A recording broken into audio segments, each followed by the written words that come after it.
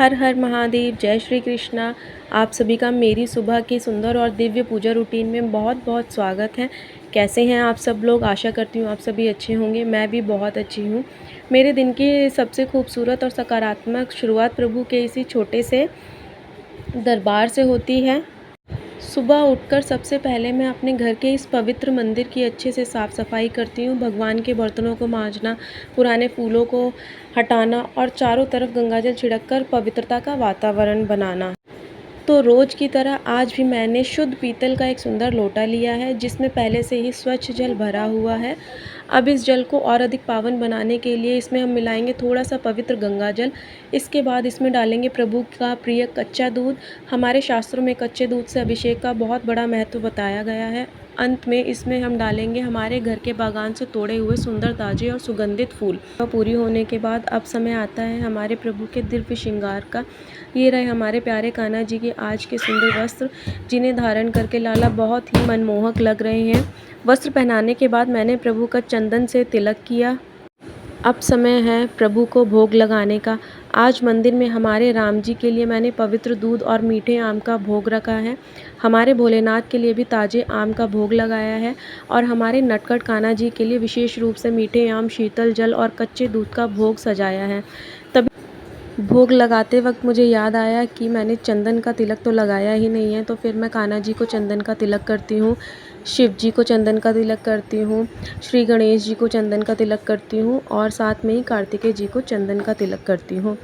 फिर मैं राम जी की तरफ आती हूँ, राम दरबार की तरफ। वहाँ भी मैं राम जी को, लक्ष्मण जी को और हनुमान जी को तिलक करती हूँ। अच्छा, मैं जब तिलक करती हूँ मैं पूजा के सारे बर्तनों पर चंदन का तिलक ज़रूर करती हूँ। ऐसा करने से मेरे दिल को बहुत सुकून मिलता है, मन को बहुत शांति मिलती है और मुझे ऐसा लगता है कि मेरी पूजा सफल हो रही है। भगवान जी मेरी प्रार्थना सुन रहे हैं। और मैं अपनी पूजा की थाली पर स्वास्तिक भी बनाती हूँ, चंदन से ही स्वास्तिक बनाती हूँ। उसी स्वास्तिक के ऊपर दीपक रखती हूँ और यहाँ मैं अब शिव जी को, कान्हा जी को, राम जी को, माता मैया को, सबको सुंदर सुंदर ताज़े ताज़े फूलों को अर्पण कर रही हूँ।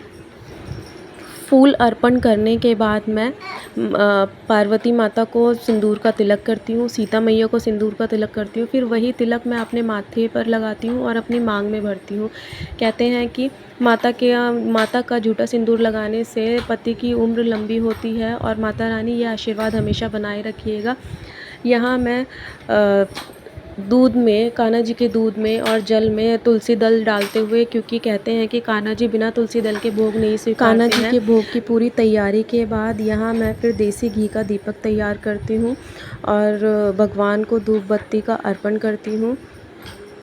बस मन में यही भाव रखते हुए कि भगवान मेरे पूरे परिवार पर अपनी दया दृष्टि बनाए रखिएगा। कोई गलती हो, कोई भूल चूक हो, मैं क्षमा प्रार्थी हूँ। अज्ञानी बालक हूँ, जैसी भक्ति हो आप स्वीकारिएगा। मुझसे कोई गलती हो तो मुझे माफ़ करिएगा और मेरी पूजा अर्चना स्वीकारिएगा। मन में ऐसा ही भाव रखते हुए यहाँ मैं दीपक जलाती हूँ और धूप बत्ती भगवान को अर्पण करती हूँ।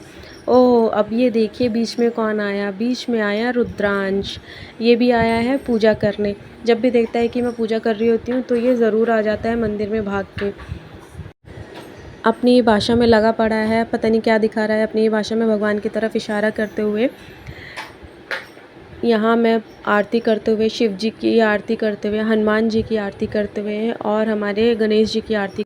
आज का मेरा पूजा का रूटीन आप सबको कैसा लगा कमेंट में ज़रूर बताइएगा। अगर मेरा चैनल सब्सक्राइब ना किया हो तो चैनल भी सब्सक्राइब कीजिएगा।